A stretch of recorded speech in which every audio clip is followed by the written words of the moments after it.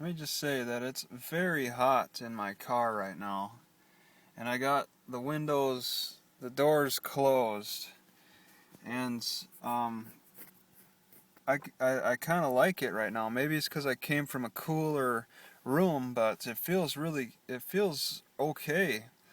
It's like a dry heat, and um, very easy to get along with.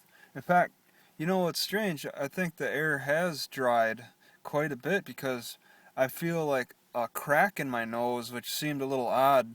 I usually got cracks in my nose in the winter time in Wisconsin, but I never got that dry crack in my nose over the winter in Washington. But now I'm experiencing it in the summertime.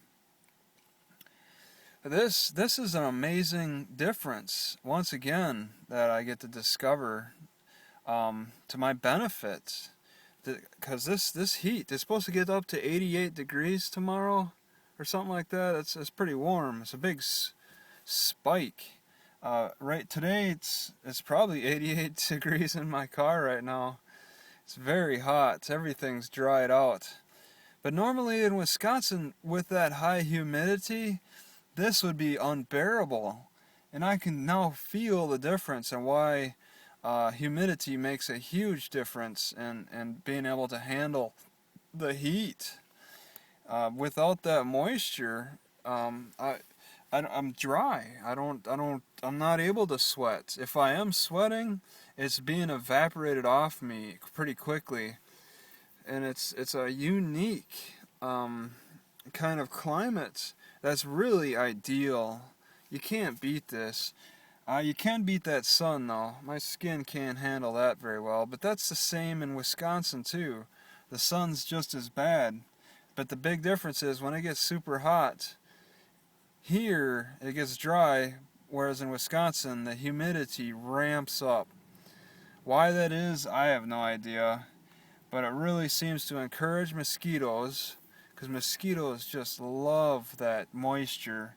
Unlike Washington, Washington's very dry, and there's very few mosquitoes. Let me just say, when I see a mosquito, I'm surprised to see it. Okay, because it's just that rare. You'd barely see them, and there's a lot of salt marsh around here, and there's a lot of dry heat. There's a lot of birds. There's a lot of factors that probably X them out, probably just push them out. You know, people want to eradicate mosquitoes from their lives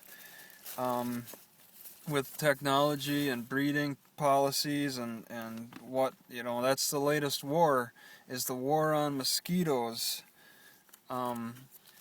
There's just there's no way to eradicate them though. I mean, you just have to get out of the areas they're bad, in my opinion. Mosquitoes have ideal environments to survive in, and if you're in their territory trying to get rid of them, you'd have to upend the whole environment just to get rid of them. It's like shooting a shotgun at a fly, trying to get rid of mosquitoes in all your various ways.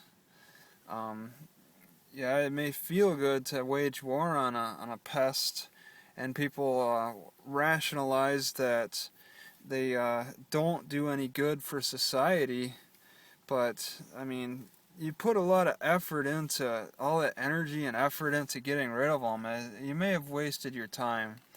It's like a lot of civilizations that found ways to really waste time. Kind of like me sitting in my car talking to this camera. I'm wasting my time. A lot of civilizations don't have good priorities at times, and that can be the end of them. You have to figure out what's going to be most valuable. But then again, you know, you may be doing okay, and then it takes a natural disaster to really change your lives around. I don't know.